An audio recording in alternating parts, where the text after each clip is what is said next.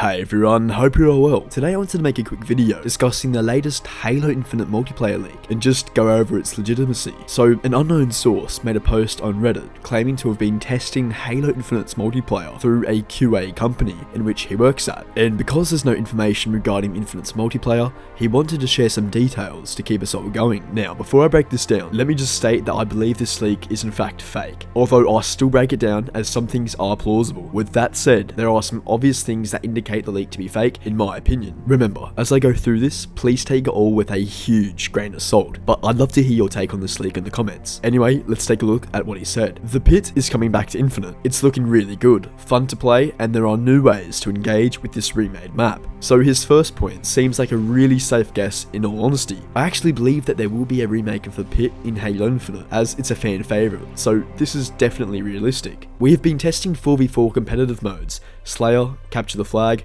and King of the Hill, and coming from a Halo player back in the day, Infinite feels just right. The movement, the shooting, the one-time abilities, everything flows just right. If you're an avid Halo 2, 3, 5 multiplayer, you'll definitely be pleased with Infinite. Fair warning, some of the English isn't too good in this leak. Again, this seems plausible for the most part. We didn't have King of the Hill in Halo 5, although we had Strongholds. I would love to see King of the Hill return, so that could also happen. However, when he says that flag juggling is back, I'm curious as to what he's on about, because we had flag juggling in Halo 5, so that point indicates that he either hasn't played Halo 5 competitive at all, or he's talking out of his ass, because everyone that's played Halo 5 multiplayer should know that flag juggling was very much present. Plus, he also said if you're an avid Halo 2, 3, 5 multiplayer fan, that you would very much enjoy Infinite. So he clearly has played Halo 5's multiplayer. So personally, that's the first big giveaway that the leak is fake. Although he could have just been stating that it's returning again, but if that's the case, that's a very poor choice of words. Okay, this next point is the big one that indicates that the leak is most likely fake. You can pull players towards you using the Grapple Shot.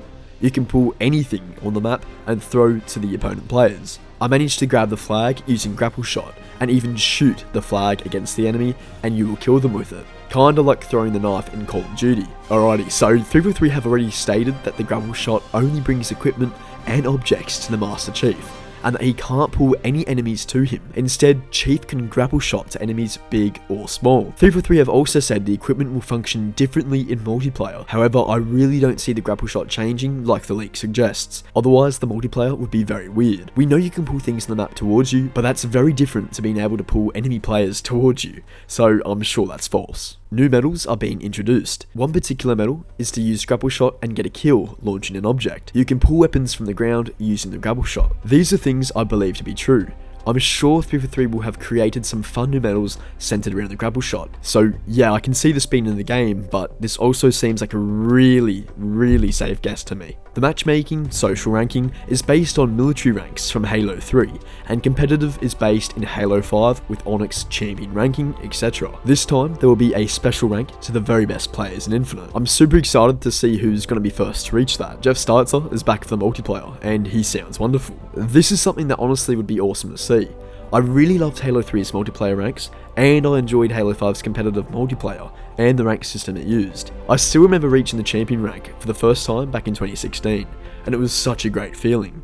The highest I ever got was champion 38, and I remember how much I sweated to get to that. As long as the skill-based matchmaking is vastly improved, I'm sure the competitive rank system will be successful in Halo Infinite. Not sure what would be higher and more special than champion rank, unless it was for the top player of each playlist. We also can't have a Halo game without Jeff Startzer, so I mean, take that as you will. Now, these are the weapons the leak had tested: DMR, Battle Rifle, Assault Rifle, Bulldog, Plasma Rifle, Plasma Pistol, redesigned Sticky Detonator from Halo 4, Sword, and a bunch of other classic weapons. This is another one of those points where I can't prove it's fake, because all these weapons most likely will be available in Infinite, so this seems like another safe guess in my opinion. Battle Pass system is coming back similar to MCC, where you earn in-game currency to unlock the tiers. As far as I know, no microtransactions at launch. I actually know for a fact that there will be a Battle Pass system similar to MCC, because it's just so obvious at this stage that 343 are using MCC